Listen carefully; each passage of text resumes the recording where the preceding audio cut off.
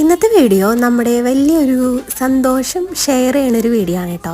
നമ്മളിപ്പോൾ വന്നിട്ടുള്ളത് Thrissur Honda big wing എന്ന് പറഞ്ഞിട്ടുള്ള ഷോറൂമിലേക്കാണ്. എന്തിനായിരിക്കും?